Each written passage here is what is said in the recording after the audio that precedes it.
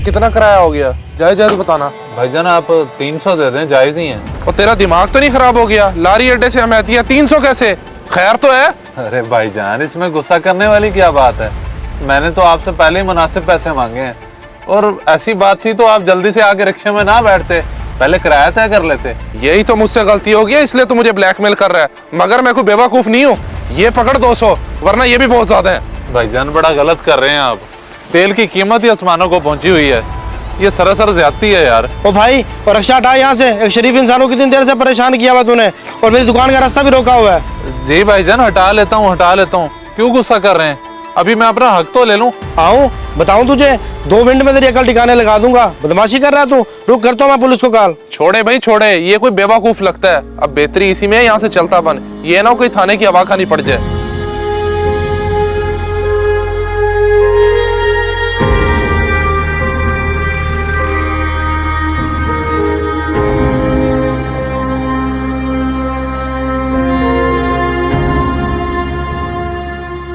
भाईजान रिक्शा खाली है, चलोगे? जी जी रिक्शा खाली है बेटा, किधर जाना है आपने? अरे उस्ताद शरोज साहब, आप और रिक्शा ड्राइवर, मुझे पहचाना? मैं आपका शागिर्द गुफरान। कौन गुफरान?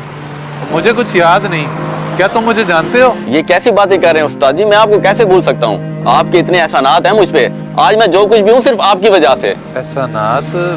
बेटा पहेलियां मत बुझाओ, जिधर जाना है आप मुझे बताओ, मैं आपको छोड़ देता हूँ। अब मैंने कहीं नहीं जाना, कि आपको वाकई याद नहीं? जब मैं आपके पास पढ़ता था तो मेरे पास फीस देने के पैसे नहीं थे, तो मैंने पढ़ाई छोड़ दी थी।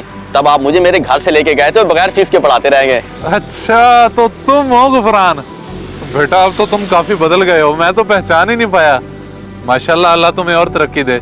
वैसे बेटा आजकल क्या कर रहे हो? उस्ताद जी मेरी छोड़े, आप अपना बताएं। टीचर से सीधा रिक्शा ड्राइवर, कुछ तो बताएं आखिर हुआ क्या है?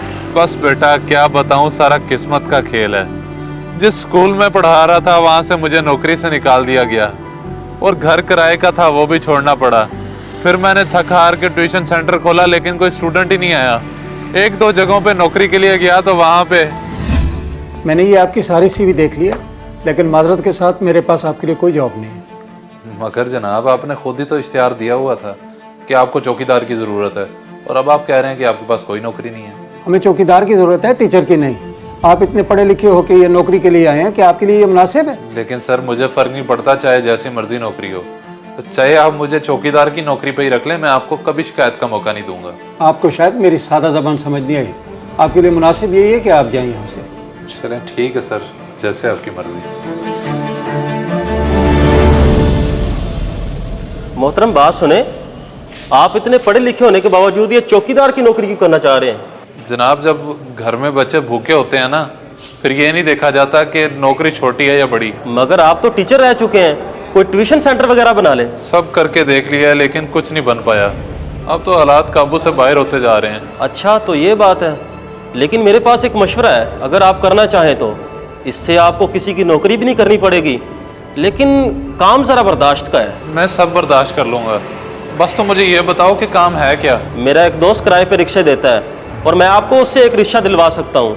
अगर आप चलाना चाहते हैं तो आपकी दिन की 1000 से 1500 रोजी रोटी बन जाया करेगी। हाँ ठीक है, मैं ये काम करने के लिए तैयार हूँ। तुम अगर मुझे अभी ले चलो उसके पास।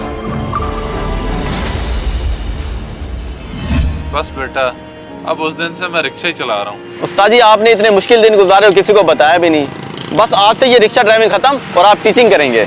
फिर से टीचिंग करूँगा? मगर बेटा कहाँ और कैसे? मेरे दोस्त का स्कूल और एकेडमी है और मेरी उसमें पार्टनरशिप है, और वैसे भी हमें अच्छे टीचरों की जरूरत है। मैं वही जा रहा हूँ, आप चले मेरे साथ। चलो ये तो अच्छी बात है बेटा, इससे बेहतर मुझे और क्या चाहिए। बैठो। अल्लाह तेरा लाख लाख शुक्र है।